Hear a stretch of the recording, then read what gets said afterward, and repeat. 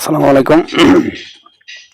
দেশ বিদেশের যেখান থেকে যেই দেখছেন সবাইকে আসসালামু আলাইকুম। আশা করি সবাই ভালো আছেন। উম, আমাদের অন্তর্বর্তীকালীন সরকারের সফলতায় সন্ত্রাসী হাসিনার ফাঁসির রায় হয়েছে। এটা অ্যাকচুয়ালি বাংলাদেশের 18 কোটি মানুষের প্রাণের দাবি ছিল, বা প্রাণের দাবি এখনো আছে জনসম্মুখে। এই সন্ত্রাসী হাসিনাকে জনসম্মুখে সবার সামনে যেভাবে লাইভ প্রচার করা হয়েছে ওইভাবে লাইভ প্রচার করে ওকে ফাঁসি দেওয়া হোক।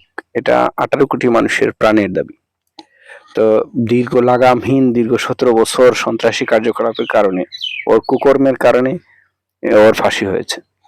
তো যাই হোক, আমি যে জিনিসটা এখন এই রায়টার বিষয়ে একটা মন্তব্য পেলাম ইয়ে থেকে, one is person is by named Rabina Samdasani, এরকম একটা নামে।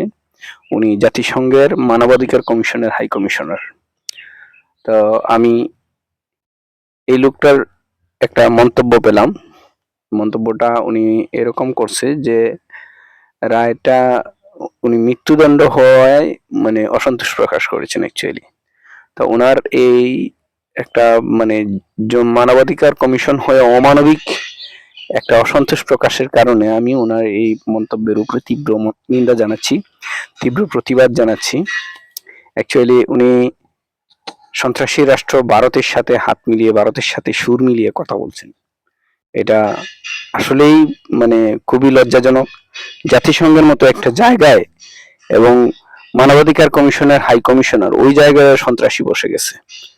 18 কোটি মানুষের প্রাণের দাবি যে জায়গায়, একজন মানুষ একজন সন্ত্রাসী সে কতজন মানুষকে মারছে। শুধুমাত্র জুলাই মাসেই ওর হাতে খুন হয়েছে প্রায় 2000-এরও অধিক, হিসাব মতো যেটা 1400-1500 কাছাকাছি। তো 2000-এরও অধিক লোক মেরে ফেললো। আর এই 17টা বছরে উনি প্রায় লাখের অধিক খুনের সাথে জড়িত। ওনার হুকুমেই এরকম হয়েছে। এই একটা সন্ত্রাসী মহিলার জন্য মানে একজন মানবাধিকার কমিশনের, সে অন্য যে কোনো কিছু পোস্টে হোক, মানবাধিকার কমিশনের হাই কমিশনার, এটা আসলেই মানে খুবই লজ্জাজনক, খুবই বিশ্বের জন্য লজ্জাজনক। অ্যাকচুয়ালি এটা টোটাল সারা বিশ্বে আমার কথাগুলো, এই প্রতিবাদটা ছড়ানো উচিত, এটা প্রতিবাদটা যাওয়া উচিত সব জায়গায়। এটা আসলেই কাম্য নয়। এই যে ভারতের মতো একটা সন্ত্রাসী, এই যে ইন্ডিয়া কত বড় একটা সন্ত্রাসী রাষ্ট্র, একটা মানবাধিক একটা মানে এই যার বিরুদ্ধে অনেক ক্রাইমস এগেনস্ট হিউম্যানিটি, মানবতা বিরোধী অপরাধে যে অপরাধী এই দায়ে দণ্ডিত হয়ে তার ফাঁসি হয়েছে, ওরা এই সন্ত্রাসীকে আটকে রেখে একে বাঁচানোর বিভিন্ন ধরনের চলচাতুরির কথাবার্তা বলছে বিভিন্ন চ্যানেল, সবাই না আবার কয়েকটা সন্ত্রাসী চ্যানেল, মানে সব মৃত্যুক এবং টাউট এদের ওইসব এই অশিক্ষিত রাষ্ট্রের বিষয়ে যে কি বলবো, এটা মানে আসলে বলার কোনো কিছু নাই। আমি বলবো কি, আমার বলার ভাষা নাই। মানে ভারতের মতো এত অশিক্ষিত রাষ্ট্র, আয়তনে বড় কিন্তু রাষ্ট্র তো অশিক্ষিত। আর না হলে এই আর বাংলার মতো চ্যানেল আর এই আর কয়েকটা চ্যানেল আছে, এগুলা ওরা চালায় কিভাবে? রাষ্ট্র অশিক্ষিত বিধায় এগুলা চলে, মানে মানুষ অশিক্ষিত। অশিক্ষিত না হলে ওরা এইরকম নিউজ, কত বড় বেয়াদব। রাষ্ট্রীয়ভাবে পররাষ্ট্র মন্ত্রণালয় থেকে আরেকটা পররাষ্ট্র মন্ত্রণালয়ে চিঠি গেছে, সে বলে ডক্টর ইউনূস কান্নাকাটি করছে হাসিনাকে ফেরত দেওয়ার জন্য। আরে বেয়াদব, রাষ্ট্রীয় চিঠি আর কান্নাকাটি, তোর কথাবার্তা এই বাংলাদেশের মতো জায়গায় তুই কথা বলতে পারতি না, বেয়াদব জন কোথাকার। এখন আমি যে জিনিসটা বলতে চাই এটা হলো, জাতিসংঘের মানবাধিকার কমিশনের এদের কাছে আমার যে দাবি, আমার কথাটা হলো উনি এই রায়ের গুরুত্ব জানে না। এটার কি গুরুত্ব ছিল, এই রায়ের গুরুত্ব কতটুকু, এটা আপনি আমিও সহজে বুঝবো না। আমরা হয়তো তীব্র, আমি তো কারো, আমি আমার স্বজন হারাই নাই হয়তো, কিন্তু আমি অন্য বিভিন্ন ভাবে গিয়ে পড়ছি, কিন্তু ওই ওই মা বাবাই বুঝবে যার সন্তান হারিয়ে গেছে, দিনের পর দিন পায় নাই, খুঁজে পায় নাই, গুম হয়ে গেছে।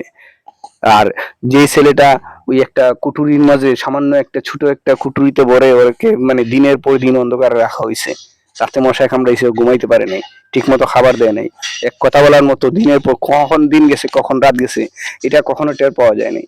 সে বুঝবে এই রায়ের গুরুত্বটা কতটুকু। এই সন্ত্রাসের এই বিচার হওয়া, হাসিনাকে যে জায়গায় বাংলাদেশের মানুষ ভিকটিম যারা, তারা বলছে হাসিনাকে 1,00,000 বার যদি ফাঁসি দেওয়া হয় তাও এর মানে বিচার হবে না। হাসিনা এত বড় অপরাধী।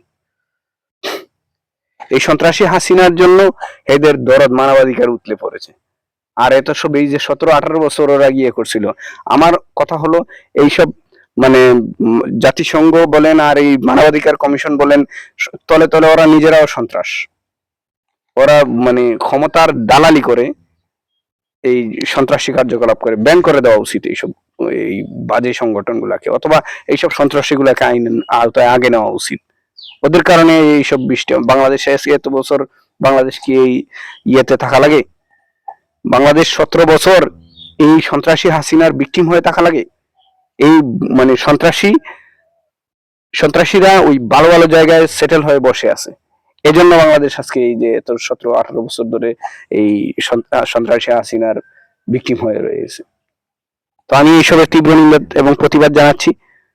সবাই চেষ্টা করবেন এভাবে প্রতিবাদ জানানোর, বা আমার ভিডিও ছড়িয়ে যাতে অন্তত ভালো ভালো কিছু জায়গায় যায়, লোকজন কিছু জানুক ওরা যে সন্ত্রাসী।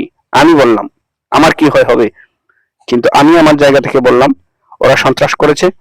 যে ওর পক্ষে অবস্থান নিচে ওরা সবাই সন্ত্রাস। এদেরকে সবাইকে আইনের আওতায় এনে এই বিশ্বকে সন্ত্রাস মুক্ত করা দরকার। ধন্যবাদ সবাইকে।